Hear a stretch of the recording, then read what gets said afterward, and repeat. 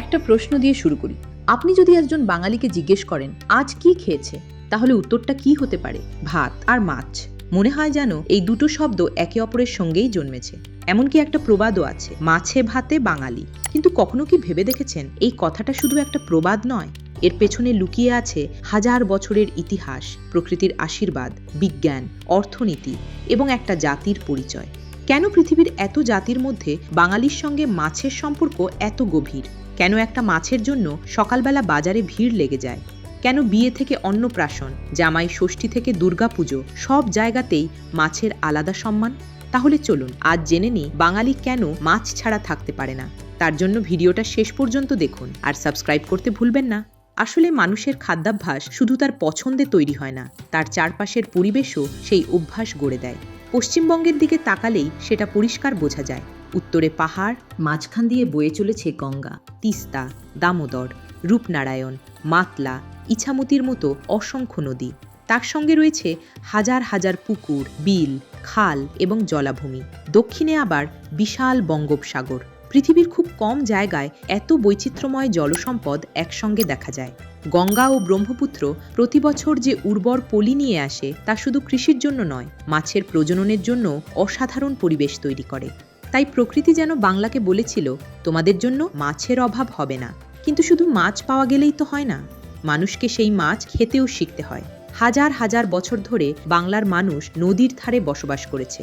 কৃষির পাশাপাশি মাছ ধরা ছিল জীবিকার অন্যতম মাধ্যম। মাঠে ধান হয়েছে, পুকুরে মাছ হয়েছে, এই দুইয়ের মিলেই তৈরি হয়েছে সেই বিখ্যাত পরিচয়, মাছে ভাতে বাঙালি। কারণ মাছ ছিল সহজলভ্য।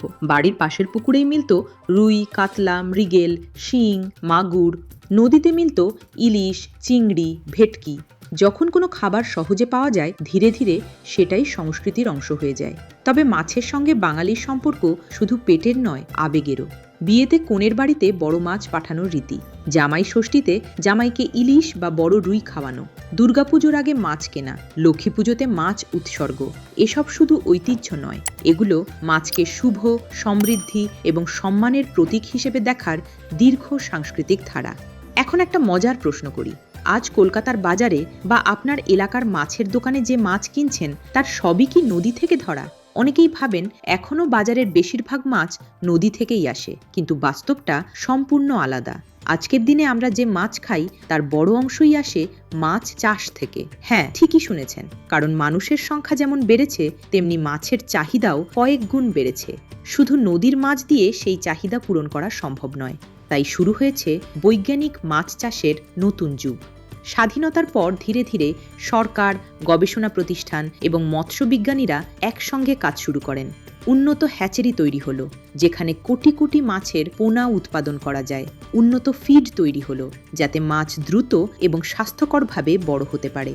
জল পরীক্ষার প্রযুক্তি, এয়ারেশন, রোগ নিয়ন্ত্রণ, বায়োসিকিউরিটি সবকিছু মিলিয়ে মাছ চাষ আজ আর শুধু অভিজ্ঞতার উপর নির্ভর করে না, এটি এখন সম্পূর্ণ বিজ্ঞানভিত্তিক একটি শিল্প।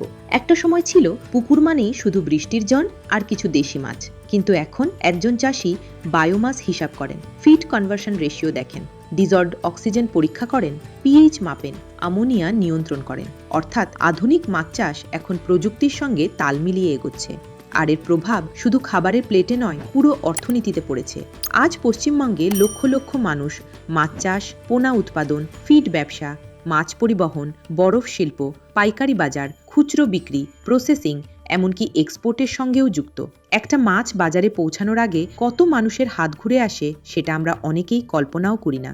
আর এখানেই লুকিয়ে আছে ভবিষ্যতের সবচেয়ে বড় সম্ভাবনা। আগে অনেকেই ভাবতেন ফিশারি সায়েন্স মানে শুধু পুকুরে মাছ ধরা, কিন্তু এখন ছবিটা সম্পূর্ণ বদলে গেছে। ফিশারি সায়েন্স পড়ে আজ কেউ গবেষক হচ্ছেন, কেউ হ্যাচারি ম্যানেজার, কেউ অ্যাকোয়া কনসালটেন্ট, কেউ ফিড কোম্পানিতে কাজ করছেন, কেউ সরকারি ফিশারিজ ডিপার্টমেন্টে যোগ দিচ্ছেন, আবার কেউ নিজের আধুনিক মাছ বা চিংড়ির খামার গড়ে সফল উদ্যোক্তা হচ্ছেন। তাহলে বুঝতেই পারছেন, মাছ আজ শুধু খাবার নয়, এটা কর্মসংস্থান, বিজ্ঞান, গবেষণা, প্রযুক্তি এবং ভবিষ্যতের বিশাল সম্ভাবনার দরজা। তবে একটা বিষয় আমাদের মনে রাখতে হবে, আমরা যদি শুধু মাছ খাই কিন্তু নদী, পুকুর এবং জলাশয়কে রক্ষা না করি, তাহলে একদিন এই ঐতিহ্যই বিপদের মুখে পড়বে। জল দূষণ, জলাভূমি ভরাট, অতিরিক্ত মাছ ধরা এবং জলবায়ু পরিবর্তন, এসবই আমাদের মৎস্য সম্পদের ওপর প্রভাব ফেলছে। তাই মাছকে ভালোবাসার মানে শুধু মাছ খাওয়া নয়, তার পরিবেশকেও রক্ষা করা। এবার শেষ করার আগে আবার সেই প্রথম প্রশ্নে ফিরে আসি, কেন বাঙালি মাছ ছাড়া থাকতে পারে না?